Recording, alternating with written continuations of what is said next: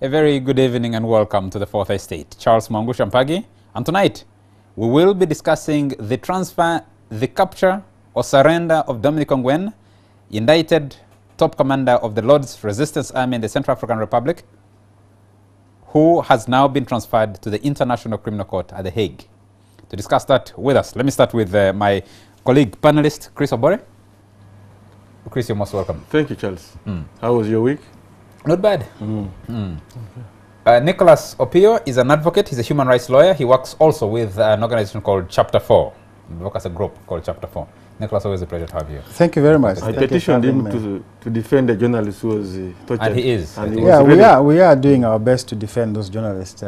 Unfortunately, when we penned a protest letter to the IGP, he avoided to meet the journalist. I don't know why. He had fixed the appointment but didn't show up. But yes, we are involved in defending the rights of journalists, people who were brutally attacked by a police officer who has now been charged in a court of law. We are on watching brief on that case, and we will also follow that with a civil suit. And of course, we commiserate with our colleague, Luanga from WBS, who was battered by that police officer and had to end up in hospital. And of course, old friend of the show, Colonel Felix Klaije. Good evening, viewers, and Happy New Year. I have not been here for a long time. Very nice to have you back. But I'm also curious to know that police officer who was beaten also, who is advocating for him? Which police officer was beaten? No, there's a police officer who was pushed down. Unless the cameras didn't show I think what you saw, Afande, was very upset and perhaps agitated DPC running after journalists and falling in the process. He wasn't pushed, if that's the story you're talking about. The guy is so crawling on all fours. Yes. He had fallen running after journalists. I did hear a story about him being beaten. No, okay. The person who can agitate for him is the police fitness coach. Well, good to be here once again. Thank you. And don't defend wrongdoing. I haven't known you to defend people who... I'm not defending, I only asked. For all your time. I've asked to know. For all your time. As a commander in northern Uganda, in the DR Congo, as a spokesperson of the UPDF, and now as a political commissar, I have never known Felix Klaije to defend people who do wrong on their own. It would be against my conscience. Yes. Yes. So I would be surprised if you defended him. Just to be honest and perhaps be unfair to my Moko, we really do miss Felix. Felix was... had his own way of doing things. Please, if you can, stay in the public arena. Glory to God for that. Because Felix we're diverting the show, gentlemen. Whether he hates you, he will smile. Let's go to the meat and substance of the discussion, which is the capture of, or the surrender of Dominic Ongwen, one of the top commanders of the Lord's Resistance Army. There are different versions. Seleka rebels said they captured him. The Seleka militia in Central African Republic said they captured him. He says what we had earlier was that he had surrendered to the American special forces that are assisting the Uganda People's Defense Forces, pursue Joseph Kony and the entire group of the Lord's Resistance Army. And now we understand he's been handed over to the International Criminal Court. Let me start with you, Felix. Has he actually been handed over to the International Criminal Court? Yes, she was. But I wanted also to start from where you were earlier. Seleka rebels didn't capture this man. That's the question I was going to ask you. So you answer my questions. Yes, okay. And then... Okay, yes, he has been handed over to the ICC. Yeah. And what does that mean, his hand over the ICC? It means we are complying with the rules of the game. That once somebody has been indicted. Charles, just a correction, a factual correction here. Dominic Ongwen has not yet been handed over to the ICC. As far as I know, this afternoon, Dominic Ongwen is still in Bangui. He's still in the hands of the CAR authorities. They are arranging flights to hand him over to the Dutch police. The Dutch police would then hand him over to the ICC. So yes, Dominic Ongwen has not yet been handed to the ICC. But he's out of our hands. He's out of the hands of the UPDF and the American forces. Yes, he is. He was received in that rural setting in where he has been, near Obo. Yeah, near Obo. Yes, near Obo, where he was, to a team that included ICC representatives. No, not at all. No, because procedurally, and then perhaps even legally, the ICC does not receive suspects in the field. Okay. Suspects are delivered to the ICC by the Dutch police. So it's a procedural matter? Yeah, it's a procedural matter. Okay. And he is still, as I speak now, in CAR. He's scheduled to leave CAR either this evening or tomorrow morning. Okay. For purposes of education, to me and maybe to the viewers, who hands over to the Dutch police? The Dutch police will receive Dominic Ongwen from the hands of the CAR, and here's why. CAR is the government of the Central African Republic. Yes. For clarity purposes. In 2003, the government of Uganda, in fact, to be precise, July 12th, entered into a bilateral agreement with the U.S. It is called the Article 98 Agreement, which provided that neither of the states would hand over their nationals to the ICC for trials, except with their consent. Now, in the case of Dominic Ongwen, Uganda consented for the handover, but that the handover would have to be through CAR. Because so the UPDF cannot directly hand over to the Dutch police to hand over to the ICC? No, in order to maintain the integrity of the agreement, the Article 98 agreement reached between the government of Uganda and the US government, it was important then that Ongwen be handed over to the ICC by the CAR authorities. And it's not without precedent. In the case of Bosco Ntaganda in Kigali, the same things happened. Ntaganda was handed over to the Dutch embassy that then handed over handed him over to the Dutch police. And the Dutch police handed him over to the ICC. International Criminal Court. Yes. Chris Oboro, let me come to you briefly on this question.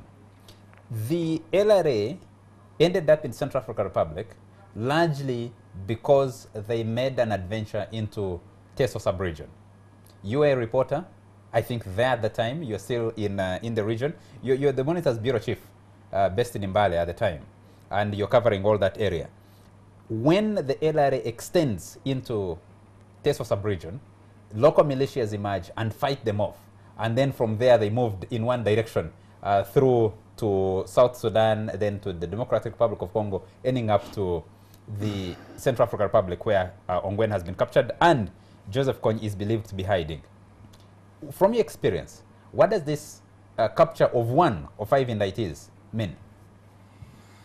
The capture of that Ongwen, to be precise, not local militia, you should call them Arrow Boys. Arrow Boys, yes. Because they still exist. And thanks to Musa Chweru, who was then RDC Kasese, now is a Minister of State for Disaster and Relief and something like that. Thanks for his concern when he got to the boys saying, please, we are merciless.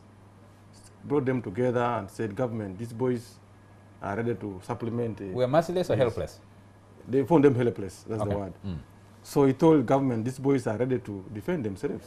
If government could help them, they can support the UPDF effort. And the boys came in numbers after seeing hundreds of children abducted. So when we talk about the surrender of this man, the question is in Teso now. Before we even talk about ICC, can Dominic Ongwen tell the people of Teso where the children are? This is what to them, that's what they are discussing. For us, while the issues of the law and the rest is very important, but the people who are directly affected are asking these questions. I was in Soweto last week, and they're saying, some of them don't believe they are alive. When you hear stories of rape and killings, every family is crying for these children. The Chweros have no answers to give to the people of Teso about those children. They tried to follow them sometime when there were peace talks, they didn't see any. So the surrender of this man, his capture, whatever the true version of the story is, will have no meaning in northern Uganda, no meaning in Teso, unless one, he provides useful information about where these children are and how, in which state they are. Are they living? How many are dead? Is there hope to recover them? The process of the court can proceed, but that to me is the most significant. Nicholas, I share. Can I just add a small question before you answer and respond to Chris? Dominic Ongwen did not join the LRA voluntarily. That's that's been one of the most contentious pieces of the puzzle in the discussion of Dominic Ongwen. He was abducted as a 10-year-old, and he was the youngest to be indicted by the International Criminal Court in 2005.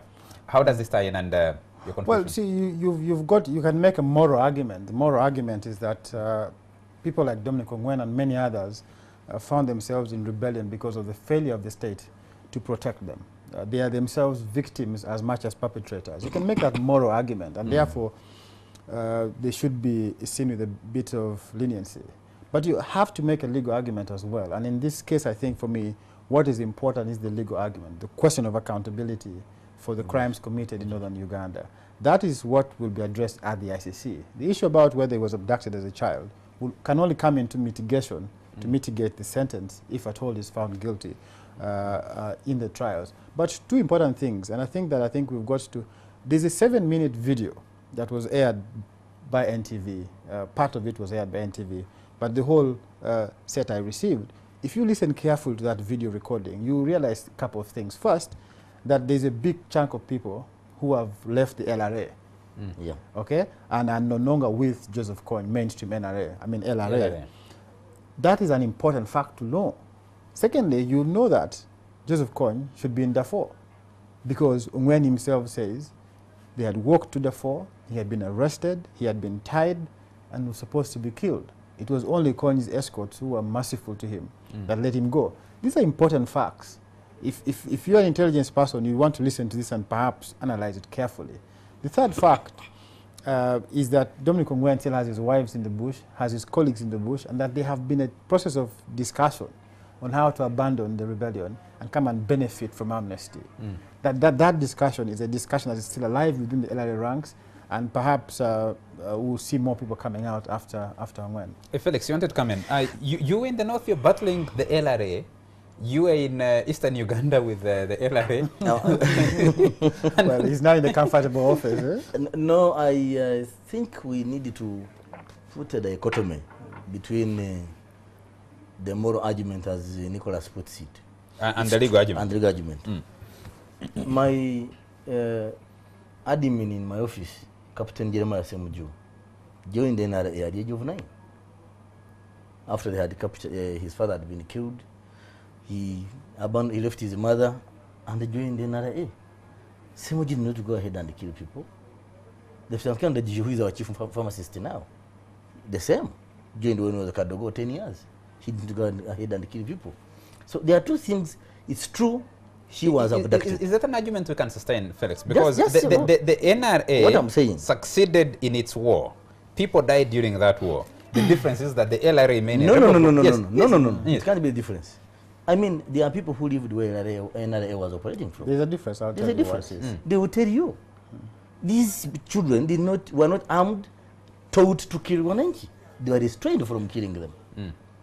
There's a difference. Dominic Ongwen was with Vincent Oti in Atiak when they were killing those 250 people, including students of Atiak Technical College.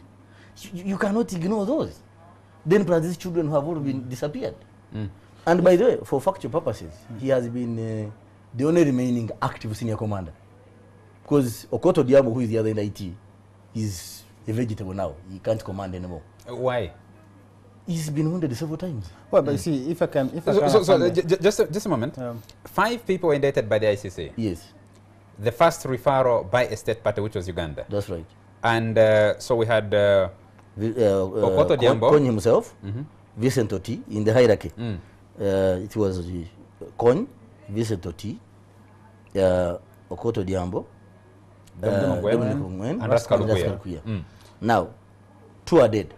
Rascal Lukuya and Vincent Oti. Oti killed by Kony himself, Lukuya died in combat. The remaining 3, so Kony, Okoto Diambo, who is no longer on his own, he's being carried by others, and then Rascal Lukuya. Is that according to intelligence that you have?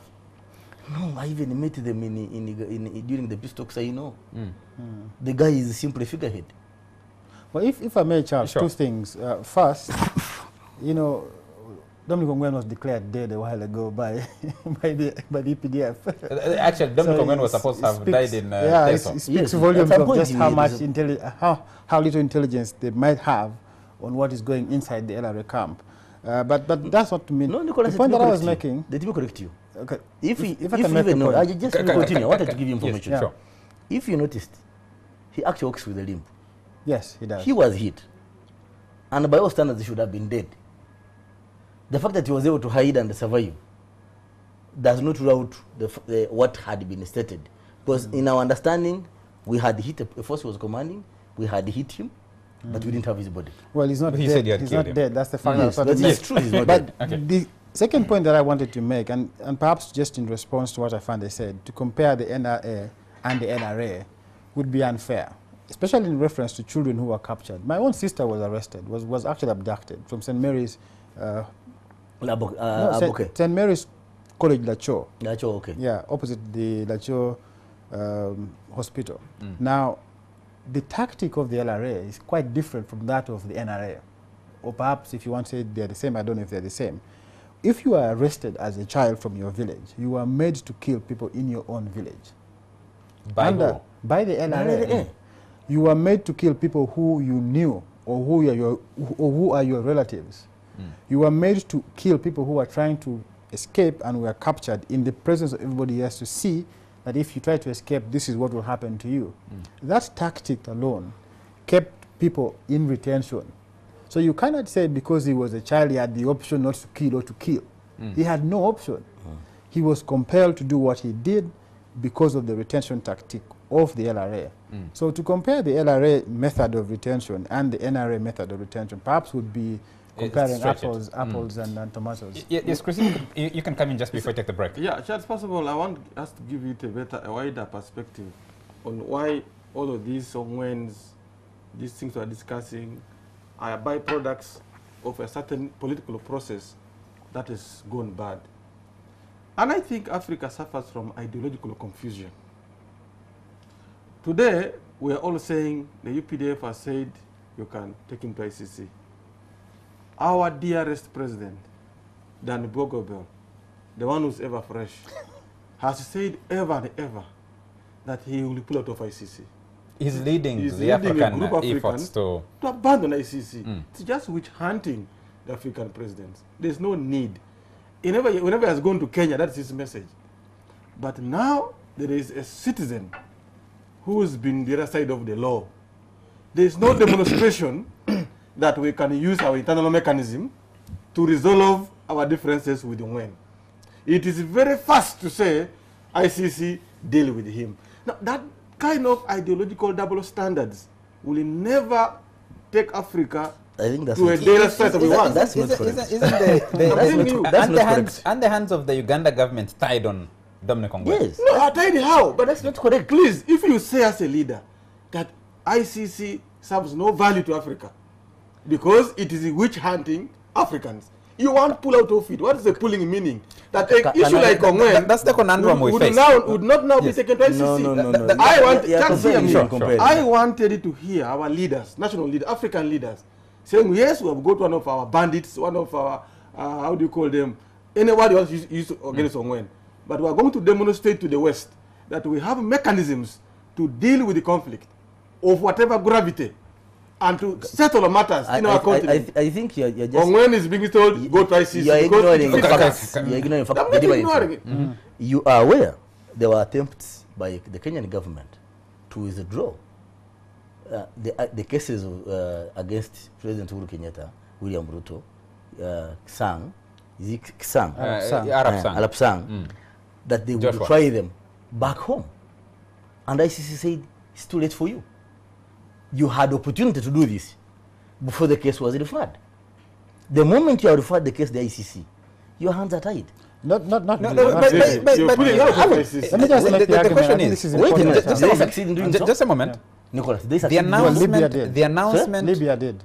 I'm talking about Kenyan case. Just hold a moment. Yes. On the test now is President Yoweri Museveni and his different positions.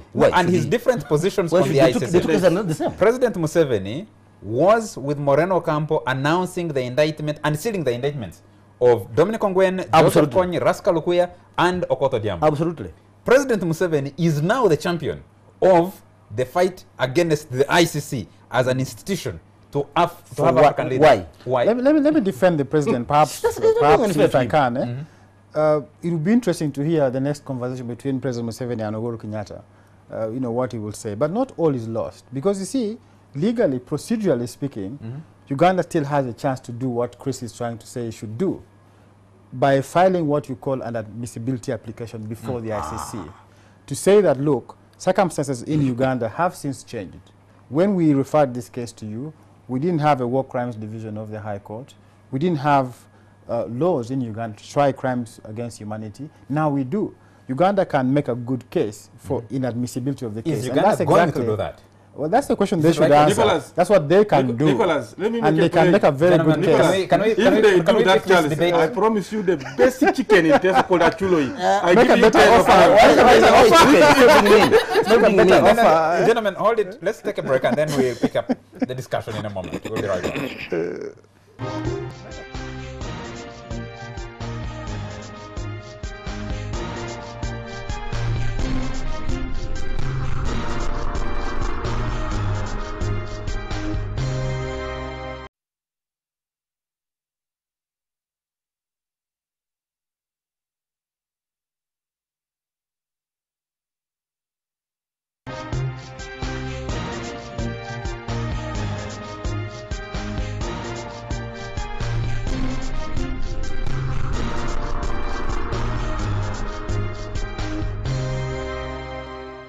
Welcome back. You're still watching The Fourth Estate and we're discussing the handover of Dominic Ongwen, a top commander of the Lord's Resistance Army, to the International Criminal Court, especially by a country that was the first to make a state referral to the International Criminal Court, but also the one that is now leading efforts for African countries, the biggest bloc that signed up to the Rome Statute to withdraw from the International Criminal Court. We will, later in this show, also tackle issues of international terrorism and especially the situation in Nigeria, where Boko Haram has been massacring people left, center, and right, and state response has been very weak. You're making the argument, isn't it? You're political commissar now. Yes. Isn't it such a huge contradiction that President Museveni, who stood with Moreno Campo, the former chief prosecutor of the ICC, has also been making all these statements, especially, as colleagues have said here, in relation to the Kenyan case? No. The Kenyan situation, as It's we not call a, it. in fact, it's not. Why not? It's not a contradiction. It's a disappointment to those who subscribe to the ICC in the first place. That you have other leaders elsewhere who have committed crimes, and the guys are going scot-free. Then you are running after Taylor, you are running after Uhuru Kenyatta, and these guys. The ICC didn't try Taylor, sorry.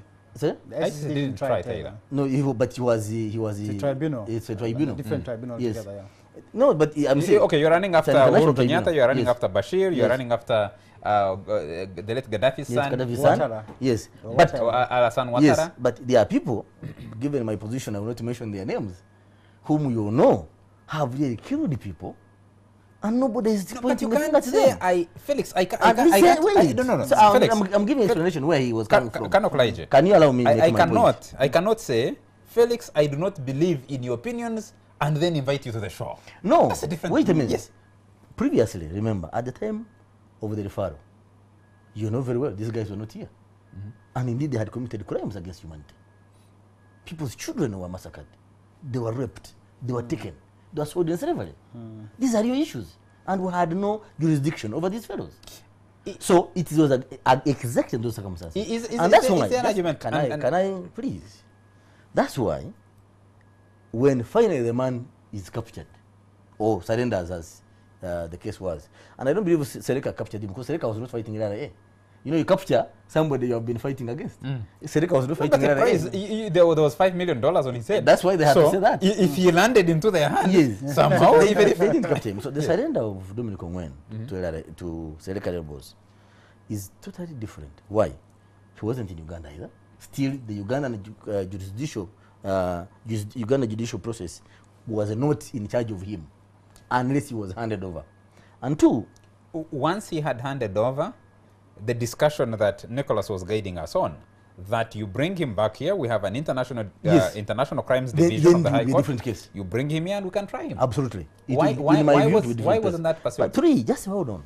Three, I'm also aware that President Museveni consulted the judiciary. He did consult the judiciary.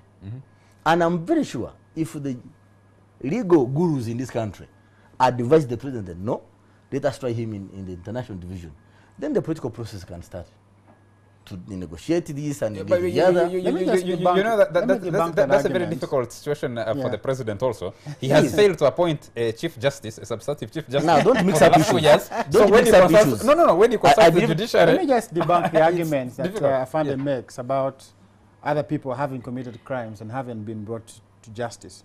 Two things must be borne in mind. First, that this court came into effect, in actual effect, in 2002.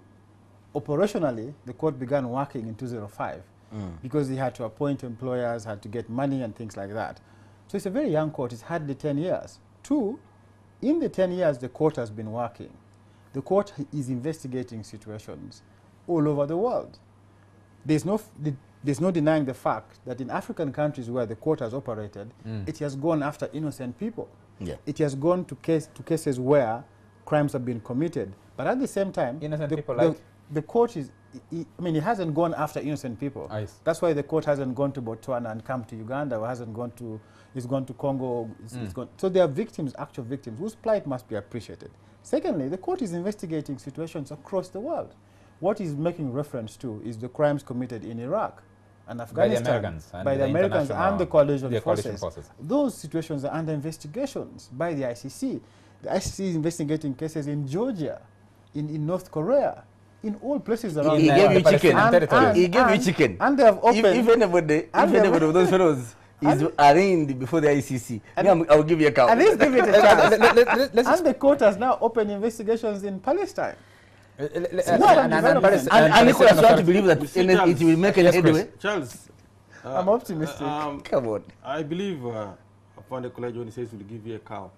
Because eventually we said this cow that only go to international terrorism. And my view about it, I'm only giving you chicken because we were forcefully retired from keeping cattle.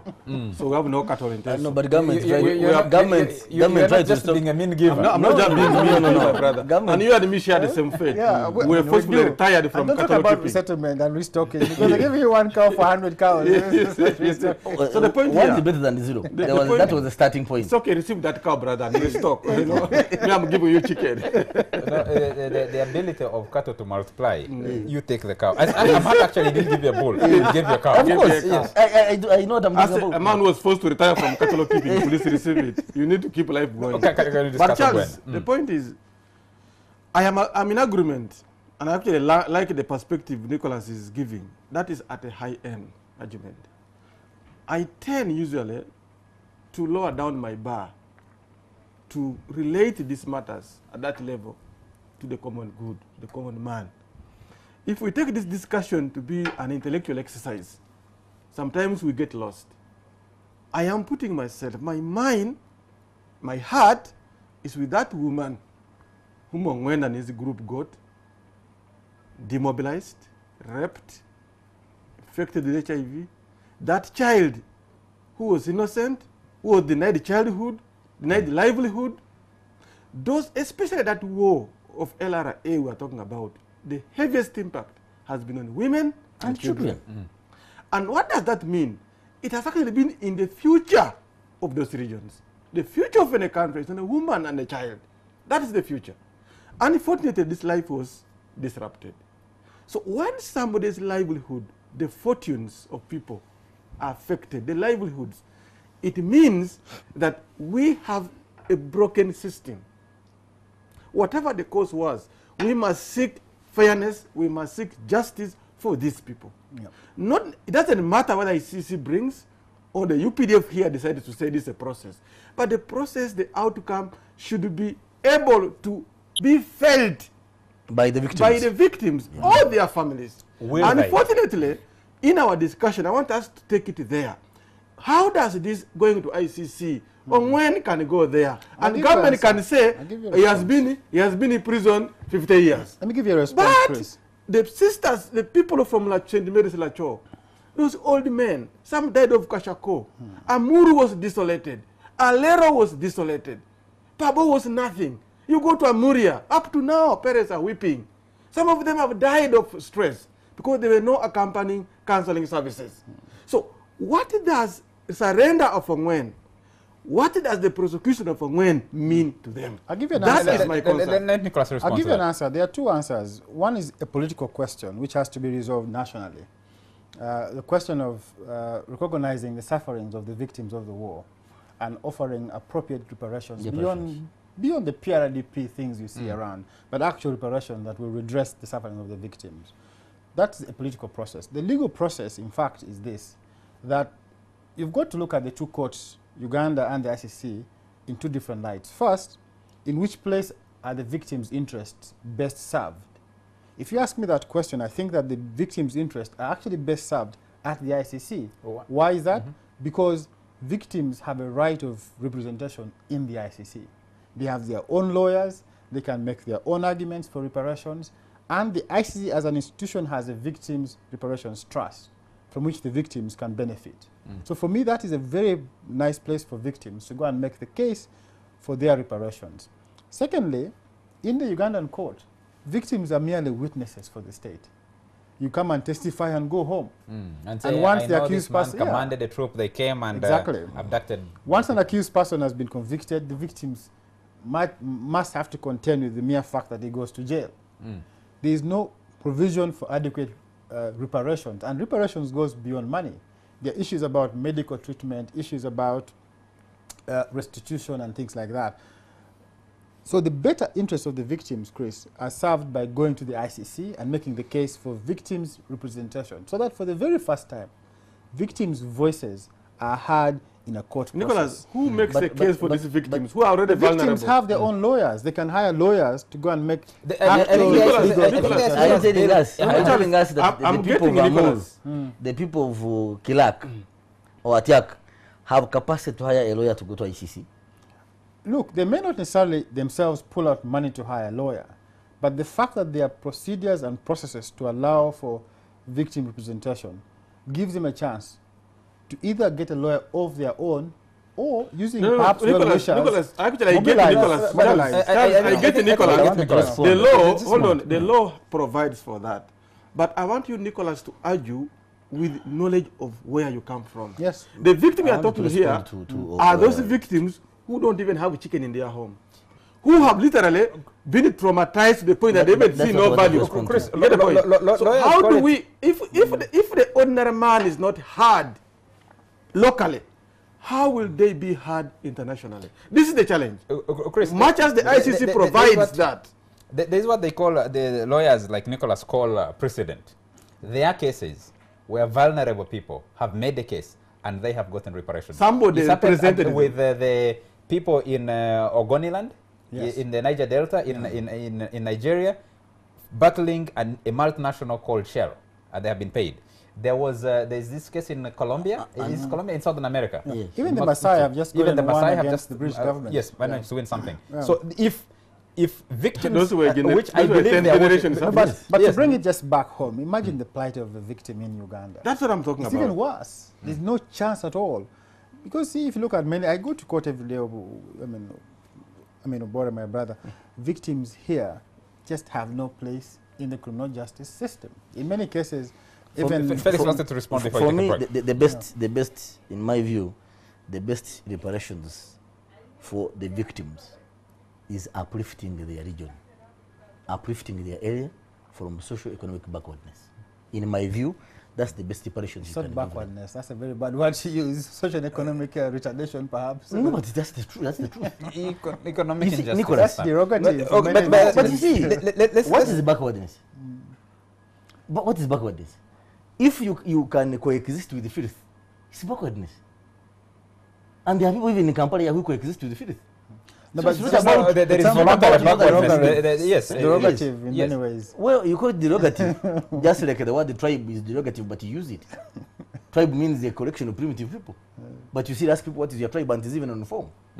Yes. I've been refusing to. Even me, I to refuse feel to that. respond to it. Yes.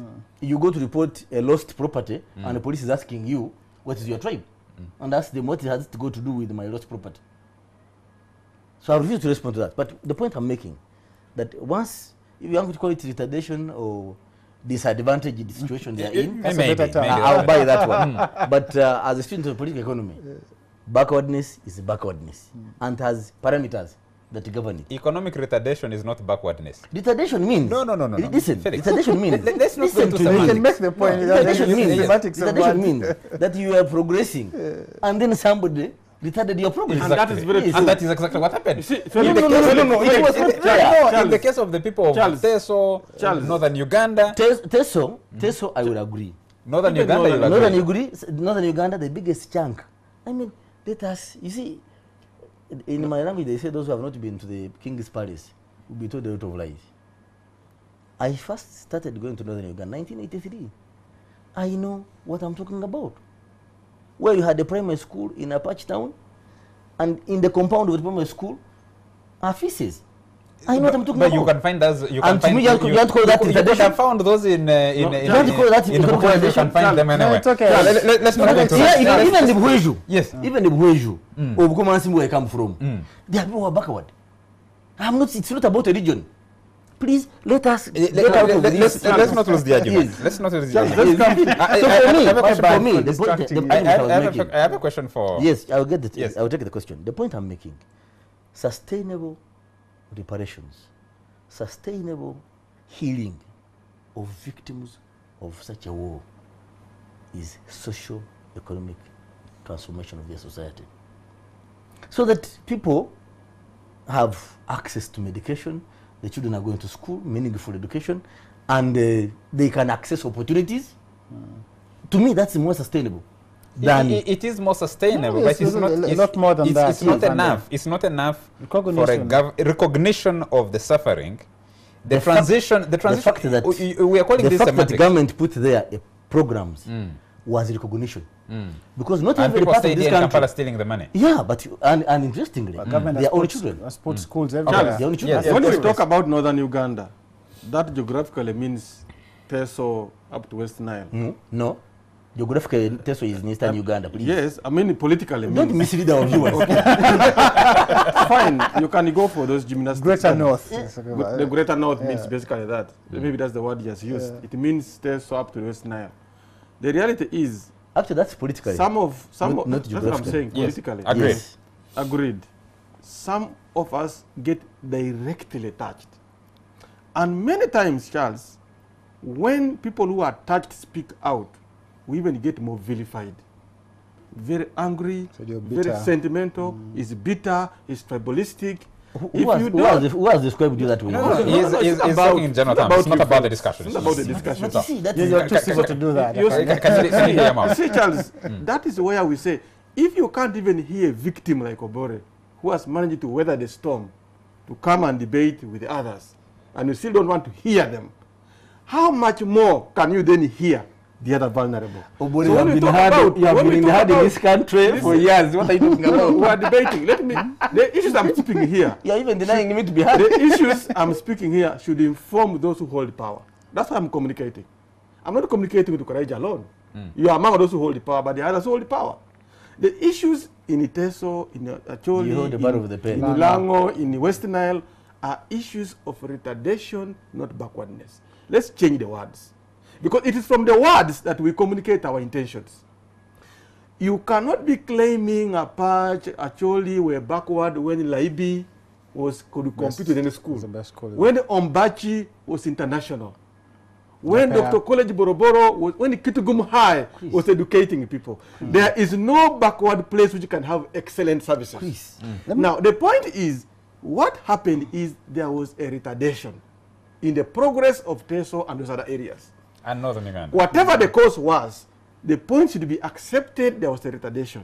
Chris. One, government itself should have a process Have you to gone to, accept have there you was a gone, have you retardation. gone to areas of Ruwero, What? Mubende? Have you been there? Well, Exactly what I was saying. just- That's if I why may, you I think need to we- get in there. So the point here is, before even go to discuss the local politics, we are coming there because of one man called Dominic Ongwen.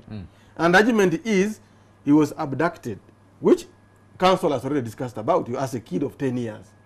But you must accept that whether Ongwen was abducted or not abducted, there was a rebellion and they are victims of that. And Just like when and that did not- rebellion happened yes. when there was a government, When there was and a the government government did not adequately protect its protect its people. people. Let's make the for two two points. dec- for- If I can just for make a 20 quick years. point. Whereas that is also true. Gentlemen, Can I just we need make to one take, we need quick to take a point break. for the break? Sure. And the point is just very, very quickly that we've got to look at reparations perhaps more broadly and not just tell the question from a victor's perspective like he's taking. There are issues about the role of the UPDF in the war, the role of a brigade that was known as the 181 Brigade, which was very vicious in the north. These are the questions that we must have if we are to heal the people in northern Uganda. Okay. Not just about compensation, money, rehabilitation, just give them Thank PRDP. you, gentlemen. We need to Make them break, commodities. And when we come back, we'll be expanding the discussion, because the LRA has been the biggest, maybe apart from the ISIS now, has been a domestic conflict that has crossed the most borders in recent history, from Uganda into South Sudan, into the Democratic Republic of Congo, and ending up in the Central African Republic. And for that reason, the UPDF is the only force that is spread. It even had links to Iraq. Links to Iraq. So when we come back, we'll be expanding this discussion to look at the international nature of terrorism and these kinds of crimes by discussing the situation in Nigeria, where Boko Haram has been massacring people with careless abandon. We'll be right back.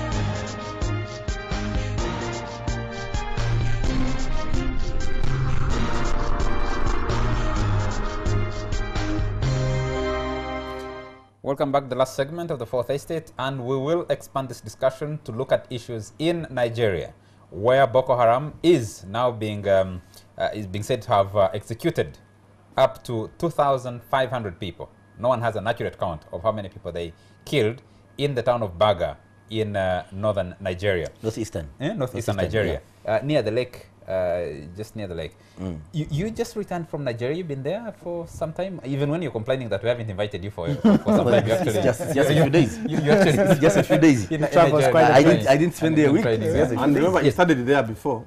Yes, you've studied there. They have a very good military college. People have been going. Yeah, the University of Ibadan is actually. What is the problem with the Nigerian government that it can't adequately respond to the Boko Haram that has been killing so many people?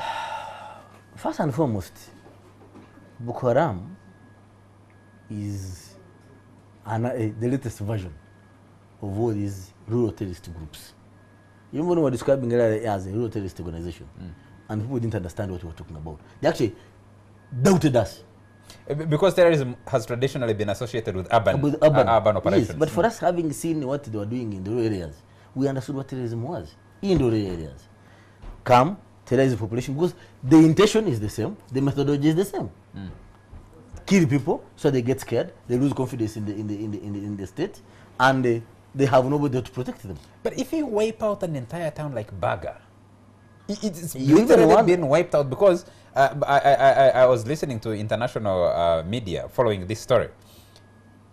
Thousands of people have fled to Maiduguri. Yes. They have run out of Borno State. Yes, Borno State, absolutely. They've run out. The others who couldn't run have been killed. 3 states have been affected.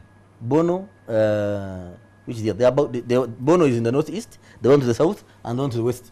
They have all run away because all have been affected by Boko Haram.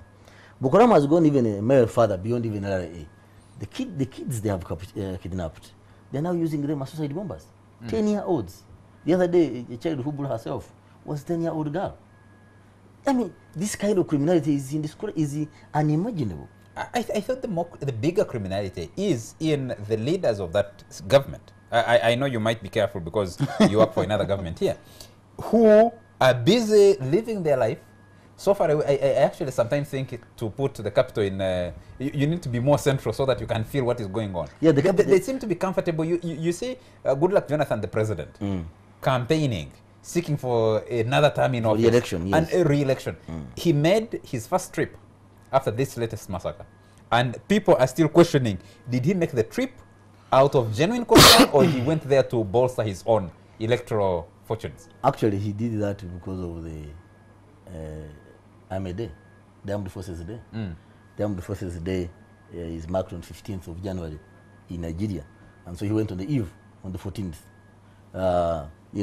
to show support to the military effort. When the soldiers had been running away and trading their guns and uniform for civilian clothes. 50 soldiers were tried for desertion and sentenced to death. I don't know whether the sentence has been carried out. It's in history. I've not heard it in recent times happening. But the soldiers running, I was watching CNN. They were interviewing some of the soldiers who have run away. saying they have bought their own uniforms.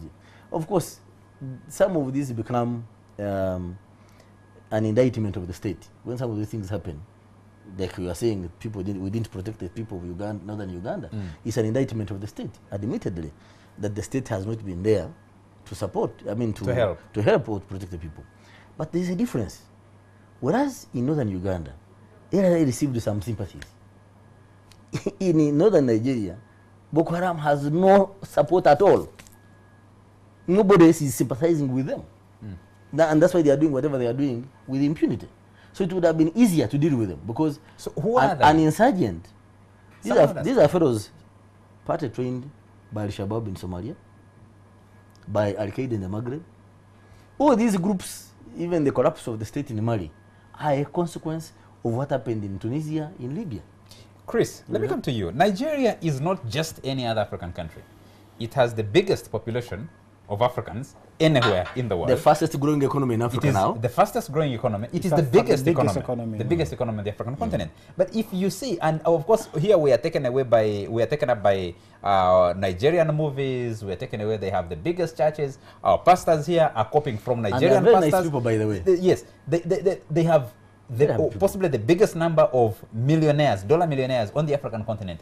And the response, an entire part of that country is being killed. We might have to go back into this discussion of backward and retarded at some stage. It's a bag of contradictions. You see, Charles, some of the things bring poignant memories. That's what I'm trying to think as you speak. The issue I first start with is what you talked about. They have one of the best billionaires in the world. And I must tell you, you will not find the Nigerian kind of billionaires in Norway or in Denmark or even in Netherlands. No.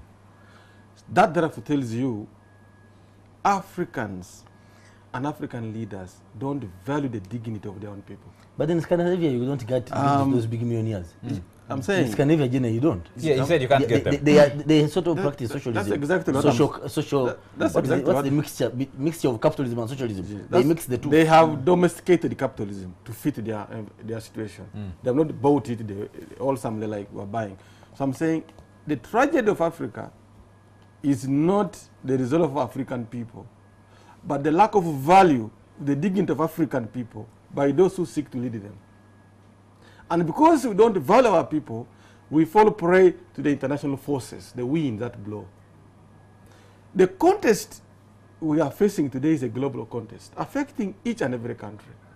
The powerful you are, the more you want to get from others. We have actually gone to a modern form of primitive accumulation. And the powerful countries are doing it in a very sophisticated manner. And they have found necessary conditions in Africa to perpetuate their gain because African leaders have been made to disregard the dignity of their own people. That's why in Nigeria, you can have billionaires throwing money in movies. In the same country, there are people yearning to eat food. So that means that billionaire does not value the dignity of somebody called a human being in their own country. Their comfort, their gain is their own individual happiness. So when you see this terrorism coming, it is a bad thing. But terrorism is a byproduct, again, of certain processes I'm talking about. The justice system is very qualified to talk about that. The fairness, the respect of life, the respect of humanity, the well-being of a person. So if we see now this terrorism, you blame Somalia, you blame Nigeria, you blame, but there must be a link to even those so-called powerful democracies. They are linked to this kind of problem. My only problem is why Africa, the elite of Africa, have accepted to be vessels to undermine the dignity of their own people, giving birth to the Ongwens, giving birth to Boko Haram, giving birth to now in a great region. Hold on, listen. In the great region, we have in the great region we have leaders who came. Hold on. No, he's about to give another cow. Most times you think those with negative or positive views are enemies. As in Africa, Otherwise, going to Chankwanzi, I would be very much willing to go and discuss this in Chankwanzi. But the construction is, as long as you say Museveni should leave power or should change, you are an enemy. But you see, So let us make it. Before I lose this point, the name called Museveni. before I lose, Let's not go into that argument now. you see already, he's already angry. Hold it. That is my view. Angry. Listen, Charles. In the Great Lakes region, we have seen leaders who come. We are bringing change to my country. Our leaders should staying in the power. Somebody is amending the constitution for another term. In the nearby country. And this is a man everybody is portraying as an example of growth, you know. Can you take the discussion back to Boko Haram? That can't, it is international terrorism. No. It's not even about Uganda. You know a country in the greatest region now where a president was even said he will never change term limits. I thought that discussion is going on. That kind of discussion is going on. No, just a moment. If you come, just a moment, Chris. That discussion is going on in Burundi. They have an election in May. It's going on in Kigali. They have exactly. I don't know why it's going on all over there. Exactly. That's what I'm saying. In Kigali, No, actually, you are mistaking me. I talk about Kigali is in the greatest region. I have. In Rwanda, actually, let me say it. Chris, A country like Rwanda, you can't even talk about Chris, can I ask governance. Can I ask you a question? Please. Have you ever had any discussion on this forum and you don't mention President Museveni? Have you ever seen anything in Uganda that does not affect anybody? But That we are not talking about Boko Haram. So hold on, I'm concluding. It's all right. So Let's Charles, conclude and the lack of respect of dignity of man is not constrained to Boko Haram. Boko Haram are victims of forces they themselves may not even understand. No. It has manifested in religion, abusing religion, not just religion, abusing Islam. Many Muslims don't agree with that, abducting Muslims don't actually. in the interest of their own minders. Now, in the case of, for instance, you are talking about children imprisoned by LRA, taken by whoever killed them. They were people picked in their homes, they are taken to Kiburara. People are asking where our brothers not see. Thank you. If you can't account your people, let's bring it gives cause terrorism. This contradiction, Nicholas, is not just confined to Nigeria. Though what has happened in Nigeria, what's happening in Nigeria is horrible. It has happened in Mali, the disintegration of Mali as a state, with the discretion of all those historic attachments that we read in history. If anybody wanted to be proud about Africa, it would be Mali to find that in African Timbuktu, pride in Timbuktu, the University of Timbuktu and elsewhere. Boko Haram and its evolution. A few years ago, I was working on, I tried to do a story or a story project that plotted terror organizations and their links across the African continent, from Somalia, through northern Uganda, through Democratic Republic of Congo, Sudan, to Central African Republic, you end up in Nigeria and the whole of that ring. Boko Haram, why has the world completely shut off? African leaders, African governments, business people were falling over themselves to send a message of condolence to France because of a terror attack that killed a total of 17 people. The Charlie Hebdo attack on that newspaper, the cartoon newspaper. 2,500 people, over 2,000 people, are killed in Baga, in northern Nigeria, and there is mute silence. I haven't had a single African leader from anywhere, let alone even the Nigerian leaders, send a message and say, there is a problem here we need to deal with. Well, there are a couple of things. First, that you have a world system that is perhaps viewed by others as extremely unfair and unjust, and that they then need to reassert themselves through means of terror. I mean, that argument has been made. But in my view, there are actually two things that I've been reflecting on. First, that this entire terrorism idea has become an industry on both sides. Some states now, in the name of fighting terror, use that to gain political capital. You know, the argument has been made about the war in the Middle East, the war in Iraq, but you could also make the same argument about Somalia, that perhaps it's a bargaining chip in international affairs for states that are now involved in such war. So much so that when they have problems, they threaten to withdraw, and therefore the world will coil to their demands. That's one argument. The second argument that and see, the thing also is that there are huge commercial interests behind people who commit terror. You can ask, where do they get the money? Where do they get the financing? In the case of ISIL, what you see is them selling oil. They have large spans of territory that they can exploit to sell oil to finance their war. But in the cases of Boko Haram, the cases of Al-Shabaab, you struggle to see where the economic interest is coming from, and perhaps there are some people who... Yeah, because the oil wells of Nigeria in the south, they are not in the north. But in the case of Nigeria, and this is perhaps, in my view, the tragedy of the African continent. Instead of mobilizing Africans to withdraw from the ICC, I think that we are better off mobilizing Africans to fight terror like we are doing in Somalia, or like we should be doing in other places where there's terror. The African Union, the African community, seem to look elsewhere for the fight against terror.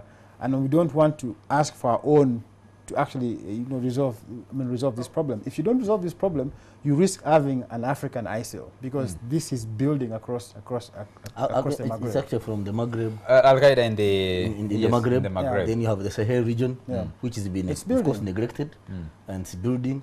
And we don't have to have it to get to that level for us to fight it. Gentlemen, our time is out. We need to get out of here. We need to end this discussion on a comment from each of you about these attacks on journalists from Paris to Kampala. The one in Kampala we talked about briefly.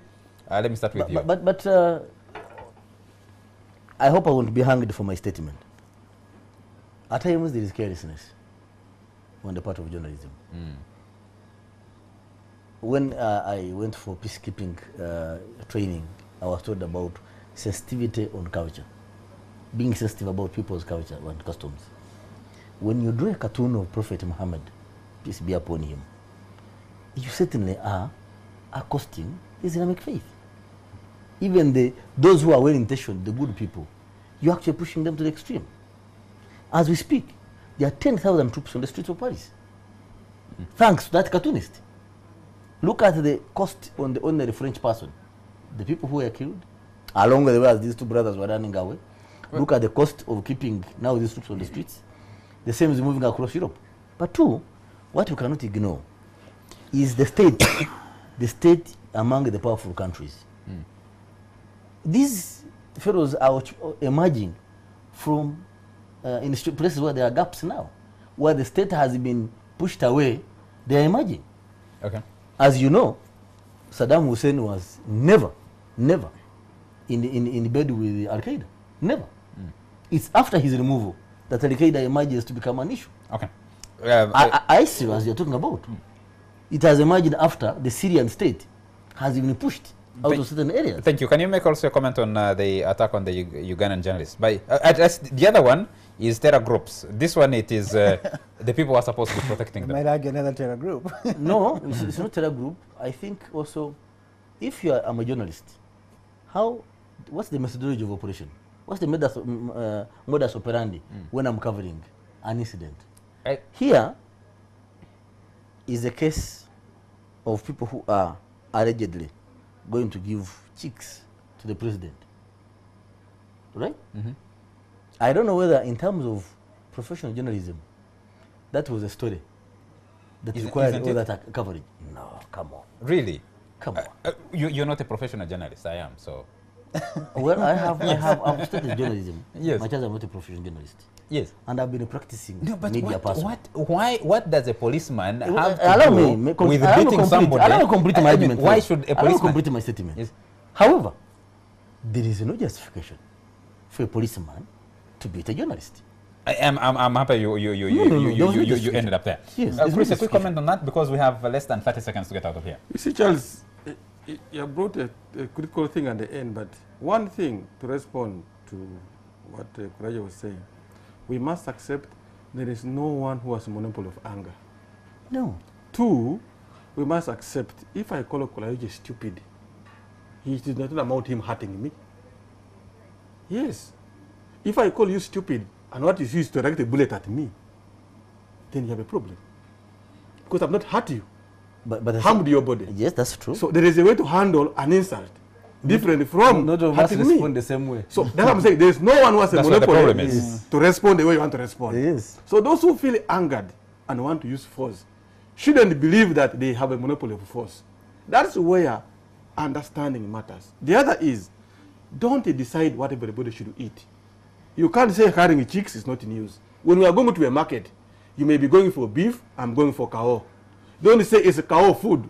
So that's where we go wrong if you begin discerning. The other thing is, we may discuss everything about Africa, terrorism, But for as long as one African leader don't start to begin to recognize that they were meant to be leaders for their own people and decide things for their people and stop being appendages of powers that be, will continue. Secondly, as long as African economists continue to believe that IMF and World Bank have a monopoly of sound economic advice, Africa will be in this kind of Thank problem. you, Chris. Your quick comment on the Well, journalists, both in Paris and here. In just 10 seconds, I'll just say this, that the world is a marketplace of ideas. Let ideas flourish. Don't be overly sensitive. Don't be angry. Don't be overly sensitive. If you think that something is wrong, come, let's debate it. We have no place for violence as we watched on TV. It reflects badly on our state. But people we pay, people that wear our uniform, they should show respect to the uniform and not beat journalists. If you disagree about chicks, don't beat up the person who carries the chick. Perhaps you can carry your Thank you very much. president. And I can say as we end this show that I have covered demonstrations, I have covered riots. I have not seen a situation where somebody who is supposed to provide that control beats a journalist by accident. They know them, they identify them, and they choose to beat them. And I can attest to this. A policeman tried to drive into our car when we were on the return of Besige. I was with you. Yes, and he was deliberately driving a police car into knocking our car. And I complained, I took the number. Our time is out. We need to get out of here. Gentlemen, you are talking to a person who was accosted in his uniform and walked away. By who? By rioters. By rioters of a journalist? Yes, rioters. thanks to you, you And the walked journalist who covered the incident hid the man's face. Yet I saw the cameras screened on him. Yes. Some of them are in this station. But when we forgive, it does not mean that we are foolish. You forgive who? I think you didn't forgive. You live up to your own values. No, I actually, one of the investments that the security forces have done here is to also buy equipment to capture some of those things. And all these security cameras. Let us not accept to be victims as Africans. Let's accept to carry our own destiny and bargain with the world. Gentlemen, our time is out. Thank you very much. Thank you very much.